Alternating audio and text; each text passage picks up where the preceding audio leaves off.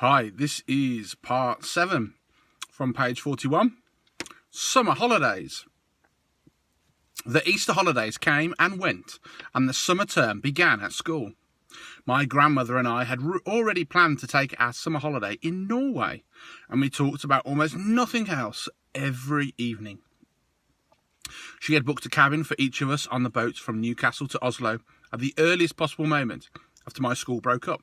And from Oslo, she was going to take me to a place she knew down on the south coast near Arendal, where she had spent her own summer holidays as a child nearly 80 years ago. All day long, she said, my brother and I were out in the rowing boat. The whole coast is dotted with tiny islands, and there's nobody on them. We used to explore them and dive into the sea off the lovely smooth granite rocks, and sometimes on the way out we would drop the anchor and fish for cod and whitling, and if we caught anything we would build a fire on an island and fry the fish in a pan for our lunch. There is no finer fish in the world than absolutely fresh cod. What did you use for bait, Grandmama, when you went fishing? Mussels, she said. Everyone uses mussels for bait in Norway, and if we didn't catch any fish, we would boil the mussels in a saucepan and eat those. Were they good?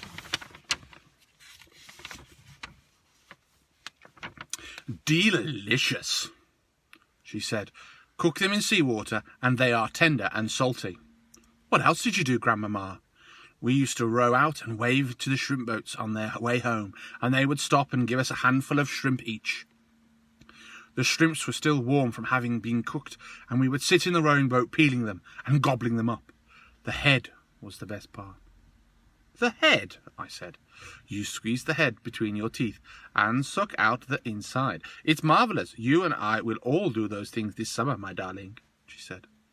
Grandmama, I said, I can't wait. I simply can't wait to go. Nor can I, she said. When there were only 3 weeks of the summer term left, an awful thing happened. My grandmother got pneumonia. She became very ill, and a trained nurse moved into the house to look after her. The doctor explained to me that pneumonia is not normally a dangerous illness nowadays because of penicillin. But when a person is more than 80 years old, as my grandmother was, then it is very dangerous indeed. He said he didn't even dare to move her to hospital in her condition, so she stayed in her bedroom and hung about outside the door while oxygen cylinders and all sorts of other frightening things were taken into her. Can I go and see her? I asked. No, dear, the nurse said. Not at the moment. A fat and jolly lady called Mrs. Spring, who used to come and clean our house every day, also moved in and slept in the house. Mrs. Spring looked after me and cooked my meals. I liked her very much, but she wasn't a patch on my grandmother for telling stories. One evening, about 10 days later, the doctor came downstairs and said to me, You can go in and see her now, but only for a short time. She's been asking for you. I flew up the stairs and burst into my grandmother's room and threw myself into her arms.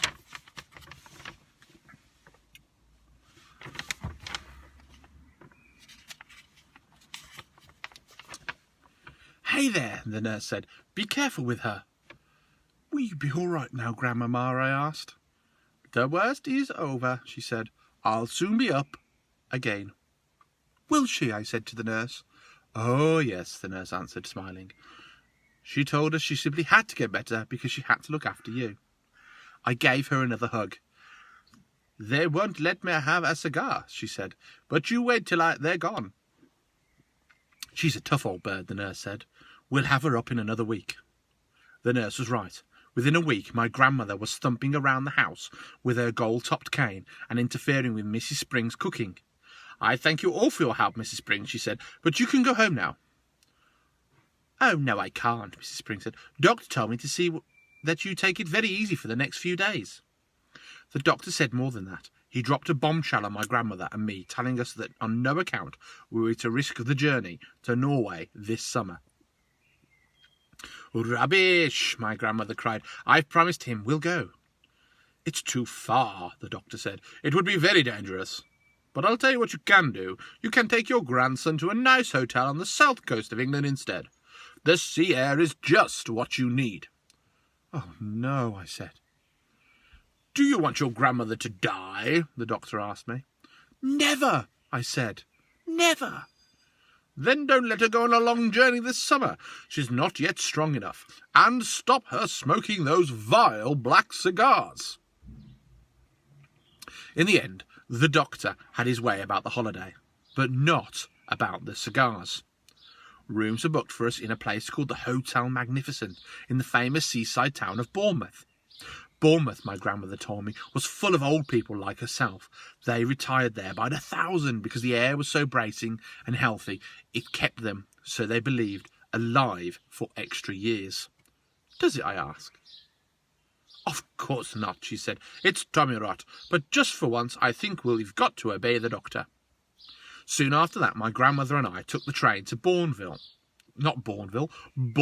even, and settled into the Hotel Magnificent. It was an enormous white building on the seafront, and it looked to me like a pretty boring place to spend a summer holiday in. I had my own separate bedroom, but there was a door connecting my room with my grandmother's room, so that we could visit each other without going into the corridor. Just before we left for Bournemouth, my grandmother had given me, as a consolidation, a present of 2 white mice in a little cage, and of course I took them with me. They were terrific fun, those mice. I called them William and Mary.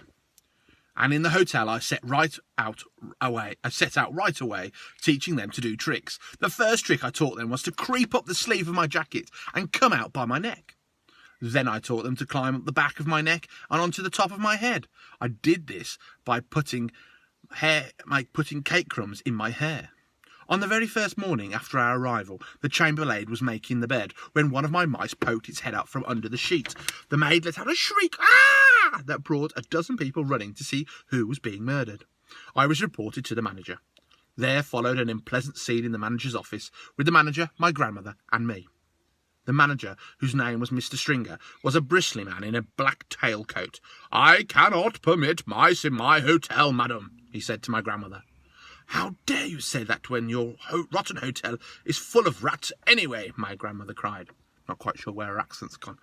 "Rats!" cried Mr. Stringer, going mauve in the face. "There are no rats in this hotel." "I saw one this very morning," my grandmother said. "It was running down the corridor into the kitchen." "That is not true," cried Mr. Stringer. "You had better get the rat catcher in at once," my grandmother said, "before I report you to the public health authorities. I expect there's a rat scuttling all over the kitchen floor and stealing food off the shelves and jumping in and out of the soup." "Never!" cried Mr. Stringer.